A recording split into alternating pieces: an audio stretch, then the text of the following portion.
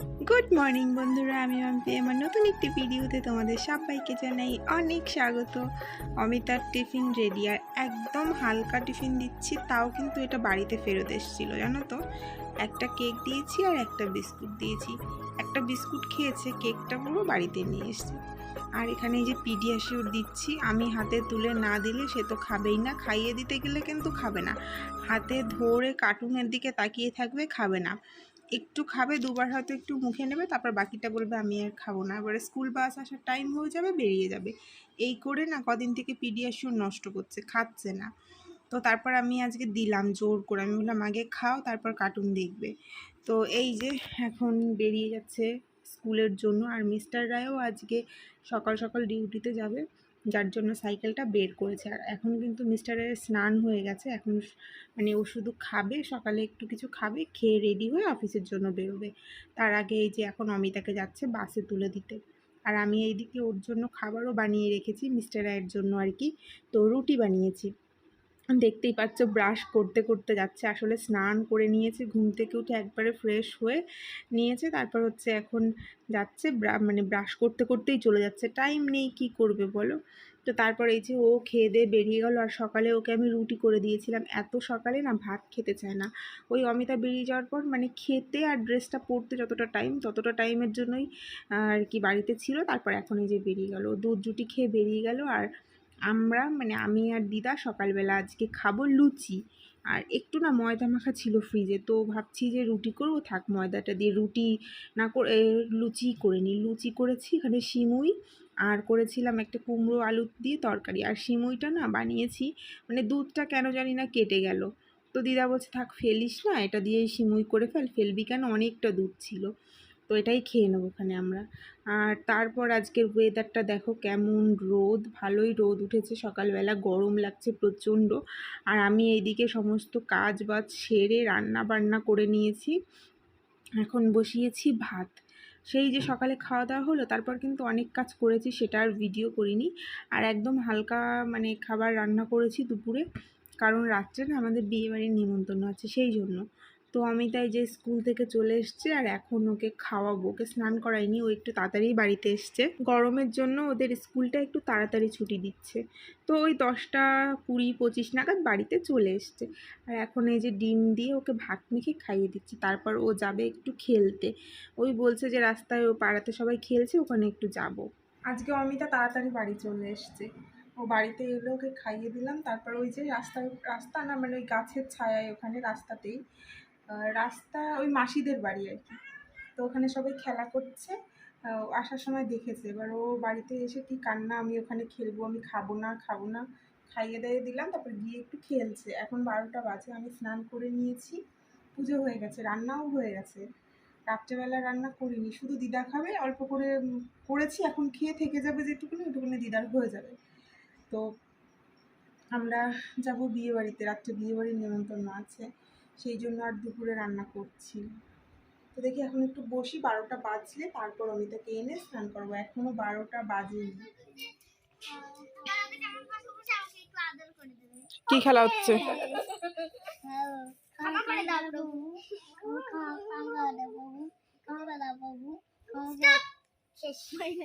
কি খেলছি সেটা বুঝতে পারলাম না, কি খেলা এটা? আবার বলছি, ঠিক আছে? বলো। এটা হলো দুটো, ধরো তিনজন আছে, তিনজনের একজনা চোট যাবে, আর দুজনা হলো নাম পাতা হতে হবে। আমি ধরো এই শোন, ভালো কথা, একটা কথা ছিল। এই এই এই আবিরকে তো তখন তো বললি খেলতে নিবি না, আবার নিলি কেন? ওই তুই তখন রান্না করতে করতে কোথায় গেছিলি? এই খেলবো না চল। আবির কোথায় গেছিলি তখন? আমি বলবো আমি দাঁড়াবো তাহলে। এই তুই কান্না করছিলি কেন আবির? আবির আমি তো বলতে এখন এই কান্না করছিলি কেন তখন? পোস্ট অফিসে যাব। পোস্ট অফিসে কি করতে গেছিলি তুই? ব্যাংক। ব্যাংকে গেছি। ব্যাংকে পয়সা এনেছিস? একটা আইসক্রিম কিনে দিবি আমাকে। আজকে আমি পেপসি খেয়েছি। পেপসি খেলে? পেপসি কোথা থেকে পেলে? ঠাম্মার দিয়ে। কল্পনা দি দিয়েছে। তুই পড়ে গেলে ভূতের পড়বে তুই মাকে দেখলেই কান্না করিস নাকি? তোর মাকে দেখলেই কান্না পায়? এ বাবা এত বড় হয়ে গেছে এখন কান্না চল স্নান করবি। চল। খুলে রাত্রে যেহেতু বিয়ে বাড়ির নেমন্তন্ন আছে তাই একদম অল্প কিছু রান্না করেছি। এখানে শুধু ডিমের ঝোল করেছি, আলু টালু কিছুই দিইনি, আর উচ্ছে ভাজা, আর অমিতাকে দিয়েছি একটু কুমড়ো সিদ্ধ। ও তো আর উচ্ছে ভাজা খাবে না তাই। গুড ইভিনিং, এখন বাজে সন্ধে 6:30, আর আমি বসিয়েছি চা খাওয়া হবে। চা খেতে ইচ্ছা করছে, দুপুরবেলা এত মাথা ধরেছিল, এত গরম, তাও একটু চা খাবো। ফুচকালা এসেছিল, ফুচকা খাবো না। অমিতাও বলছে খাবে না, বলছে বিয়ে বাড়ি যাবো, আমাদের আবার বিয়ে বাড়ি নিমন্ত্রণ আছে আজকে। তো বলছে বিয়ে বাড়ি যাবো, ওখানে গিয়ে খাবো। কি জানি ওখানে ফুচকা স্টল থাকবে কি থাকবে না, ও তো বলে বসে আছে। আর দিদা আবার এসব খায় কিন্তু অত একটা পছন্দ করে না। অমিতা শুধু বিস্কুট খাবে বললো, আর দিদা আর আমি একটু চা বিস্কুট খাবো। চলো। সন্ধেবেলা একটু চা করেছি, আমি, দিদা আর অমিতা খাবো। অমিতা তো চা খাবে না, ও শুধু বিস্কুট খাচ্ছে, আর আমরা চা খাচ্ছি। আর এইটা আলুর ভুজিয়া। এই আলুর ভুজিয়াটা সেই যে অমিতার নাচের স্কুলে ফাংশন হলো, অ্যানুয়াল ফাংশন, তখন ওকে টিফিনে দিয়েছিল। এর সঙ্গে আরও অনেক কিছু দিয়েছিল, সেগুলো তো সব খাওয়া হয়ে গেছে, এই ভুজিয়ার প্যাকেটটা পুরোছিল। তাই ভাবলাম এখন চায়ের সঙ্গে একটু খেয়ে নিই হালকা কিছু, বেশি কিছু খাবো না, কারণ বিয়ে বাড়ি যেতে হবে। তো এই যে এখন ফুচকাওয়ালাও এসেছিলো, কিন্তু ফুচকা খাইনি জানো তো। আর এখন আমি একদম রেডি, পুরো সেজে। আর যা গরম পড়েছে কি বলবো, শাড়ি টাড়ি পরে যেন আমার আরও বেশি গরম লাগছিল। তো মিস্টার রায়ও এখনও রেডি হয়নি, আমি আগে রেডি হলাম। অমিতাকে আবার একটু পড়াতে বসেছিলাম চাটা খেয়ে।